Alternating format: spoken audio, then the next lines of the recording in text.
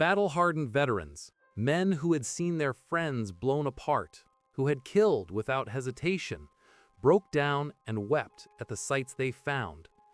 The accounts of the liberators are filled with a struggle to find language. They describe the smell, first a sickly, sweet, pervasive odor that hung over the camps. They describe the silence.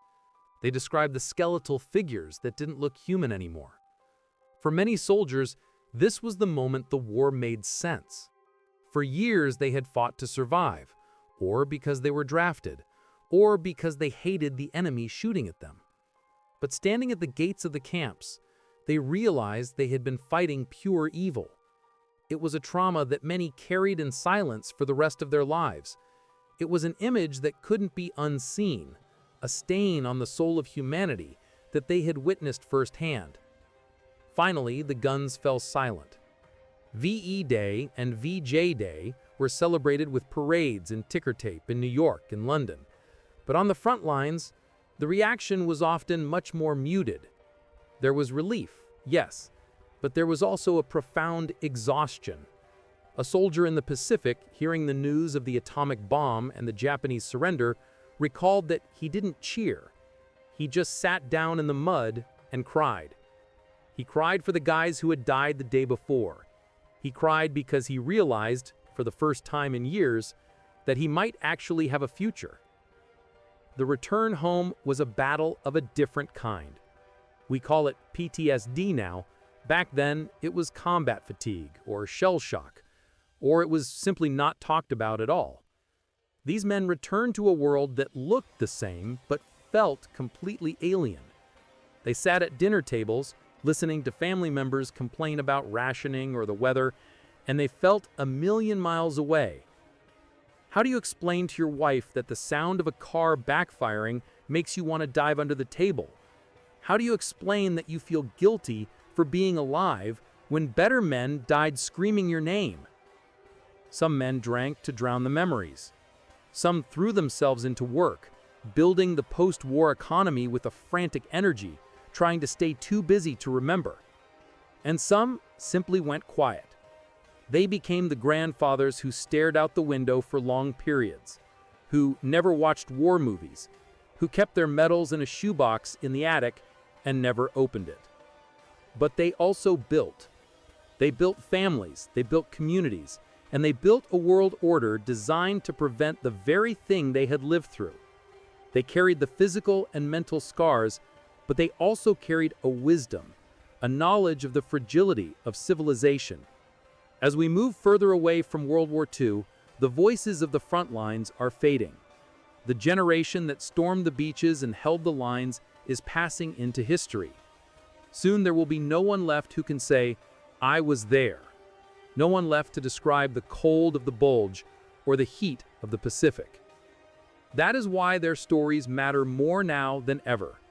Not the stories of the generals and the maps, but the stories of the individuals. The soldier who wrote a poem on a sea ration box, the sailor who prayed in the darkness of the hull, the pilot who patted the side of his plane like a faithful horse. These stories remind us that war is not glorious. It is comprised of dirt, blood, fear, and loss. But they also remind us of the incredible resilience of the human spirit. They show us that ordinary people can endure extraordinary things. They teach us that even in the midst of the greatest inhumanity, there are sparks of courage and brotherhood that cannot be extinguished. When we listen to these testimonies, we are not just learning history, we are bearing witness. We are acknowledging a debt that can never be fully repaid. We are ensuring that the silence that followed the guns is filled with their memories, so that the reality of their sacrifice is never lost to the sanitized pages of a textbook. Life on the front line was a descent into hell, but the men who lived it climbed back out, carrying the weight of the world on their shoulders. And in their stories, we find the truest definition of what it means to be a soldier, and ultimately, what it means to be human in the face of the inhumane. The legacy of the Frontline is not in the territory conquered or the medals won. It is in the quiet understanding of the price of freedom. It is in the empty chair at the dinner table. It is in the sudden stillness of an old man's hand. It is a story that belongs to them, but the responsibility to remember it belongs to us. We look back now, across the decades, and we see them. Young faces, helmeted and grim, looking into the lens of a camera, looking into a future they weren't sure they would see. We see them in the black and white footage, waving from the trains, ducking in the landing craft, sleeping in the mud. We see the fear, the exhaustion, and the resolve. And if we listen closely enough, past the noise of our modern lives, we can hear them speaking. They are telling us the truth about war. They are telling us to cherish the peace they bought with their youth. They are asking us simply not to forget. Because for the soldier on the front line, the war didn't end in 1945. It stayed with him in the silence of the night, in the ache of old wounds, and in the memory of the friends who remained forever young. Their war is over, but their story is endless. It is etched into the bedrock of our history, a testament to the endurance of the human heart against the machinery of destruction. This was their life. This was their war. And this is their truth. The Pacific Theater was a war of isolation. These were small specks of land in a vast ocean, thousands of miles from home. The heat was suffocating, a wet blanket that caused uniforms to rot off bodies within weeks. Malaria, dysentery, and fungal infections were rampant. Before a shot was even fired, a unit could lose 20% of its men to tropical diseases. The combat in the Pacific was characterized by a terrifying intimacy. The Japanese military culture, which emphasized fighting to the death and regarded surrender as shameful, created a psychological pressure cooker for the Allied troops. There were no safe rear areas. The jungle was alive. At night, the darkness was absolute. Veterans described the terror of the rustle, the sound of land crabs scuttling over dry leaves that sounded exactly like a creeping enemy. Sleep deprivation became a weapon. In the Pacific, the enemy often attacked at night, engaging in banzai charges or infiltration tactics. A Marine couldn't close his eyes without the fear that his throat would be slit before he woke. This created a hypervigilance that lasted long after the war ended. Many Pacific veterans returned home unable to sleep without a light on, or unable to walk on grass because the sound triggered a panic response. The battle for Iwo Jima stands out in these memories. It was a small island of volcanic ash and sulfur. There was no cover. The ground itself smelled of rotten eggs. The Japanese were dug into a labyrinth of tunnels and caves. Marines described fighting ghosts. They would clear a pillbox, move forward, and then be shot in the back from the very position they had just neutralized because the enemy had re-emerged from a tunnel. The soil was so soft that digging a foxhole was impossible. The walls would just collapse. They were exposed, under constant mortar fire, surrounded by the smell of sulfur and death. While the infantry slogged through mud and sand, another war was happening in the skies. It is easy to romanticize the air war, the nights of the sky, the clean separation from the gore below. But the reality for bomber crews was a terrifying ordeal of freezing temperatures and helplessness. Inside a B-17 Flying Fortress, the temperature at altitude was often 60 degrees below zero. Frostbite was a constant danger. If a gunner took off his glove to clear a jammed machine gun, he could lose his fingers in seconds. And then there was the flak. Anti-aircraft fire appeared as black puffs of smoke, harmless looking from a distance, but deadly close up. The shrapnel could tear through the thin aluminum skin of the plane like paper. The psychological strain on air crews was unique because of the sporadic nature of their terror. They would wake up in a warm bed in England, eat a hot breakfast, and hours later be in a screaming metal tube surrounded by fire and death. If they survived, they would be back at the base that evening, drinking a beer. This rapid switching between civilized life and primitive survival shattered the nerves of many men. They counted the missions. 25. That was the magic number. If you flew 25 missions, you got to go home. But the statistical likelihood of surviving 25 missions in 1943 was incredibly low.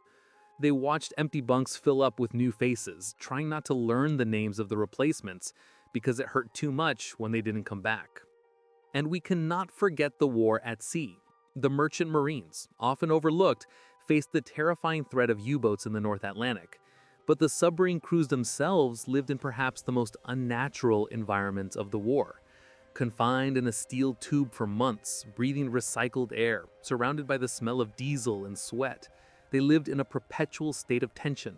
When the depth charges began to drop, there was nowhere to run. The sound of a sonar ping hitting the hull was the sound of a hammer knocking on a coffin.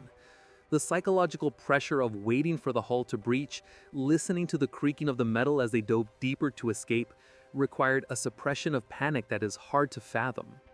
As the war dragged on into 1944 and 1945, the tone of the soldiers' stories shifted. The naive optimism of the early years was long gone, replaced by a grim, professional determination.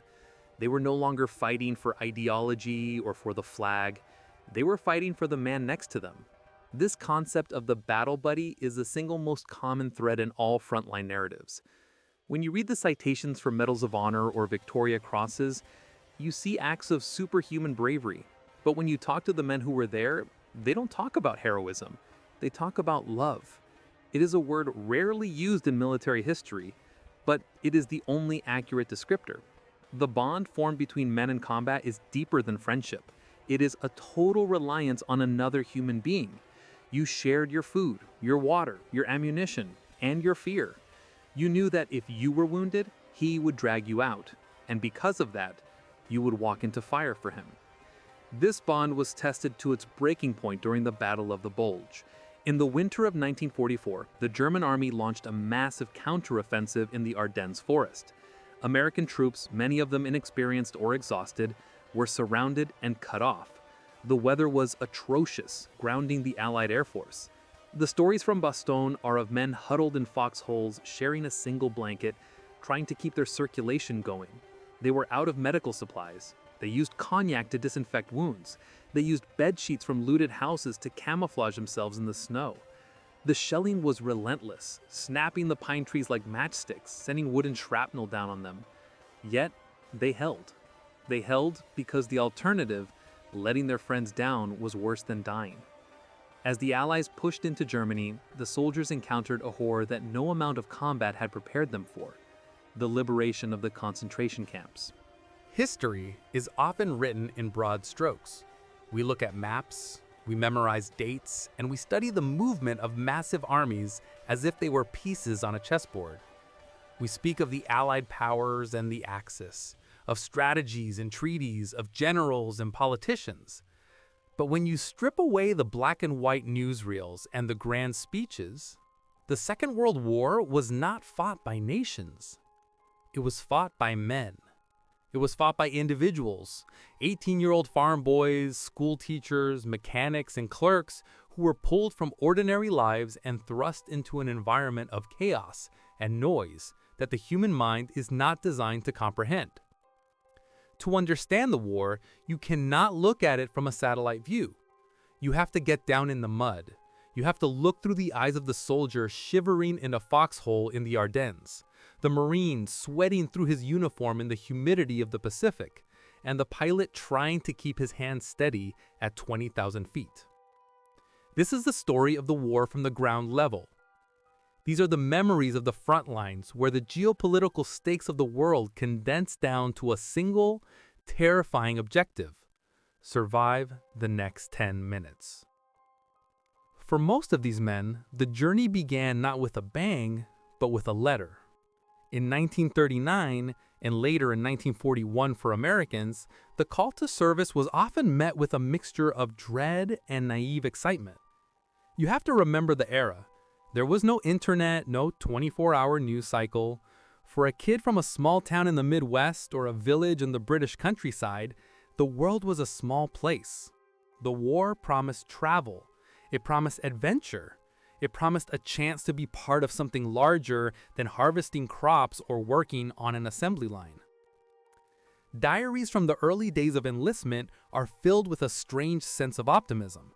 Soldiers wrote about the sharpness of their new uniforms, the camaraderie of basic training, and the pride of their families. They boarded trains and ships with smiles, waving to sweethearts, unaware that they were leaving the last remnants of their innocence on the platform. The reality of the front line, however, shattered that illusion within hours of arrival. One American infantryman, landing in North Africa in 1942, described his first combat experience not as a heroic charge, but as a moment of profound confusion. He recalled the sound, not just the explosions, but the sheer volume of it. The air didn't just carry sound, it vibrated. He wrote about the metallic taste of fear in his mouth, a physiological reaction that no drill sergeant had warned him about. In training, they fired at paper targets. On the front line, the targets fired back. The transition from civilian to warrior wasn't a gradual slope, it was a cliff. As the war expanded, the nature of the front line changed depending on where you were. If you were a British or Canadian soldier in the early years, or an American GI in 1944, the Western Front of Europe was a landscape of claustrophobia. Take the hedgerows of Normandy. After the beaches were stormed and the bridgeheads were secured, the Allies moved inland into a nightmare of terrain. The Bocage country was a patchwork of fields separated by centuries-old earth banks topped with thick and tangled hedges. For the soldiers fighting there, the war was reduced to a distance of 50 yards. You couldn't see the enemy. You couldn't see the tank in the next field. German machine gunners were dug into the roots of the hedges, invisible until they opened fire. Veterans spoke of the hedgerow stalemate with a particular kind of dread. It wasn't the open, sweeping maneuvering of tanks. It was a slow, grinding game of cat and mouse. A platoon would take a single field, suffering heavy casualties, only to realize there were endless miles of identical fields. It was here that the 1,000-yard stare became a common sight, a dissociation from reality, where the eyes glazed over because the mind could no longer process the constant threat of death. But if Normandy was a cage of greenery, the Eastern Front was a landscape of pure desolation. The war between Germany and the Soviet Union was fought with a ferocity that is almost impossible to describe. It was a war of annihilation. For the German soldier, the initial confidence of the Blitzkrieg dissolved into the vast, swallowing emptiness of the Russian steppe. For the Soviet soldier, it was a desperate fight for survival against an invader who viewed them as less than human. The letters from Stalingrad revealed the absolute limits of human endurance. It wasn't just the enemy, it was the elements. In the winter of 1942, temperatures dropped to 40 degrees below zero. Metal froze to bare skin. Bread had to be cut with saws. Weapons jammed and engines refused to start. One German soldier wrote home describing how the cold felt like a physical weight pressing down on his chest, making every movement a Herculean effort. On the other side, a Red Army defender described the city not as a place where people lived, but a burning skeleton where the only law was not one step back. The psychological toll of the Eastern Front was unique because of the sheer scale of the carnage. Soldiers were fighting in the ruins of factories and apartment blocks, fighting room by room, sometimes floor by floor. A kitchen might be held by the Soviets while the living room was held by the Germans. Sleep was impossible. The noise was constant, and always the hunger. Stories from veterans often circle back to the obsession with food. When death is everywhere, the body's primal urge to eat becomes the only thing that makes sense. Men risk their lives for a tin of meat or a frozen potato found in a cellar. While the war in Europe was fought in cities and forests, the war in the Pacific was fought against nature itself. To the Marines and soldiers deployed to islands like Guadalcanal, Peleliu, and Okinawa, the environment was as much an enemy as the Japanese forces.